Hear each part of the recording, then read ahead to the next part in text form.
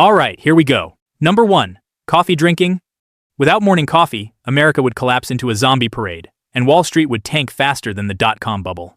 Yet a few centuries ago, a single sip of coffee could earn you a one-way ticket to the executioner. People believed coffee was the devil's holy water. It made commoners too alert, too talkative, and dangerously good at cooking up rebellious ideas. Coffee houses became the Reddit of their age, buzzing with gossip, government criticism, and conspiracy theories for fun. Kings panicked, sending spies in disguise to eavesdrop on who might be plotting to topple the throne.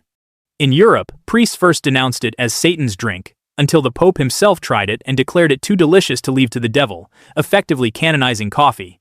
Today, doctors even say coffee might help you live longer.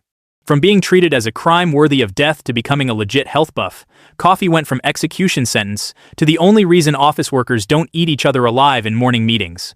Number 2. Wearing purple. Today, stepping out in a purple hoodie just makes you look like a die-hard Lakers fan. But in ancient Rome, it was a fast track to prison or a date with the lions. The reason? Purple dye wasn't some cheap fabric dip. It came from squeezing a single drop of mucus out of tiny sea snails and leaving it to rot in the sun. Around 12,000 snails were needed for just 1 gram of dye. A purple outfit cost an entire year's wages for an average worker, so emperors claimed it as their personal brand. Anyone caught rocking it without permission was basically cosplaying royalty and got punished on the spot. There were even fashion police patrolling the streets, checking hems and tunics. A single purple stripe could turn you from citizen to lion chow. Fast forward to today and you can wear head-to-toe purple into McDonald's, and the worst that happens is people roast your fashion sense. Back then, though, it was the ultimate flex, like flashing an unlimited credit card in front of peasants. Number 3. Being left-handed. Today, being left-handed just means suffering through school desks, designed like medieval torture devices. But in the Middle Ages, it was basically Satan's signature. The Latin word sinister originally meant left, and over time became synonymous with evil. Teachers who caught kids writing with their left hand would tie it behind their backs, or smack them with rulers to straighten them out. Parents believed burning the left hand was the only way to save a child's soul. During witch trials, signing your name with the left hand was enough proof you'd inked a deal with the devil. Fire was the final confirmation. In some African tribes, cooking with the left hand was considered poisoning the entire community, punishable by death. And disturbingly, this wasn't ancient history. Many grandparents in the US still remember classmates being slapped across the face for daring to hold a pencil left-handed. Meaning the gap between possessed by demons and just bad handwriting was only a single generation. Number 4. Eating potatoes. Today, French fries are the global mascot of fast food, but when potatoes first landed in Europe, they were treated like poison. People believed planting the strange tuber was basically farming death, and livestock were given priority over potatoes. To be fair, the leaves and stems are toxic, and even the tuber itself can turn deadly if left in damp cellars, releasing gases strong enough to kill you in your sleep. To change public opinion, Frederick the Great of Prussia pulled a reverse psychology trick. He posted guards around potato fields by day, then ordered them to leave at night, making villagers think it was a royal treasure worth stealing. Marie Antoinette even wore potato blossoms in her hair to turn them into a fashion statement, like an 18th century influencer dropping an Instagram story. Slowly, potatoes climbed from poison list to national staple, eventually ending up as the thing you order in a large size at McDonald's just to munch while bored. If you're still watching, make sure to subscribe, channel, and like video. Let's keep going. Number 5. Kissing in public. Today, a kiss at the train station can go viral as a romantic clip, but in 16th century Naples, it could earn you a skull on a spike. The city even had patrols dedicated to catching couples who got too close, and the punishment for a misplaced kiss was death. In England, King Henry VI once banned kissing nationwide under the excuse of stopping disease, even as he spent years lost in hallucinations, staring at walls.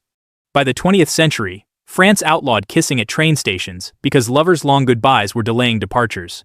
Imagine, the country that invented the French kiss banning kisses, like Switzerland banning chocolate or Canada outlawing apologies. Today, you can lock lips in the middle of Times Square, and the worst that happens is ending up on someone's TikTok. But a few centuries back, that video would have ended with your execution. Number 6. Growing a beard. These days, a beard just makes you look like an indie barista or a folk band member. But throughout history, facial hair was a rebellion poster plastered across your face. In ancient Rome, guards could drag you into the street and shave you with a blade as public punishment. In Russia, Peter the Great turned shaving into a display of power, forcing nobles to line up while he scraped their faces with a dull razor, smiling coldly like a nightmare barber. Those who refused didn't just lose their beards, they lost their heads. To keep your whiskers, you had to pay a beard tax and carry a bronze token, stamped with the words, "The beard is a useless burden." It was basically a parking permit for your face without it. The authorities could nab you in the street and shave you on the spot. Today, you can stroke your long beard proudly at Starbucks. Back then, that same gesture could be read as signing a declaration of treason. Number 7. Falling asleep in church. These days, dozing off during Mass might earn you a pinch from your mom. But in the Middle Ages, it was seen as signing a contract with the devil. The Bible even records a poor guy who nodded off during a sermon so long he toppled straight out of a third-story window, a living cautionary tale. Later churches actually hired tithing men, enforcers armed with long sticks who prowled the pews and whacked anyone caught nodding like they were playing baseball. In some towns, sleepers were locked in wooden cages outside the church so passers-by could pelt them with rotten food. For the Puritans, nodding off wasn't just rude, it was proof of satanic possession. And once they believed that, an exorcism often doubled as a death sentence. So next time you complain that a sermon is boring you to sleep, remember, in the 17th century, that wasn't a gripe, it was an indictment. Number 8. Skipping church. Today you can skip Sunday service just to binge Netflix. And the worst consequence is your family group chat blowing up with, "Where were you?" But a few centuries ago, missing church was treated as betraying the entire community. Back then, church wasn't just a place to pray, it doubled as city hall, social media, and the police station. Anyone absent was immediately suspected of sneaking off to a devil's feast in the woods. There were actual church police, who went door to door dragging absentees into the street. First offense meant a fine, second offense could mean a public beating, and repeat offenders were fast-tracked to witch trial territory. In colonial America, skippers could be tied to a post in the town square, while neighbors hurled rotten vegetables at them. Some churches even built cages by the entrance, forcing delinquents to sit on display like naughty parrots for everyone to mock. And this wasn't ancient history. Mandatory church attendance laws still existed in parts of the U.S.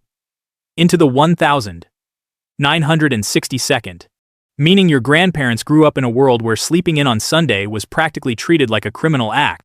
Number 9. Marrying outside your class. Today, if a billionaire marries a grocery clerk, it just fuels tabloid headlines. But in the past, such a match could make your entire family treat you as if you were literally dead. In Europe, marrying across class lines was seen as worse than murder, it threatened honor and wealth. Some nobles hid their relationships for decades, only for their children to be disinherited the moment the truth came out, as if they never existed. Families often hired thugs to kidnap runaway lovers, locking them in remote estates until they came to their senses. Others staged fake funerals, spreading word that their child had died rather than face the shame of marrying a butter churner. These days, mixed-class marriages just lead to awkward Thanksgiving dinners, with your mother-in-law glaring at you like a misplaced fork. At least no one's building a pyre just because you love the wrong person. That's all for today. Comment the one that fooled you the longest, and subscribe if you want more brain bugs explained.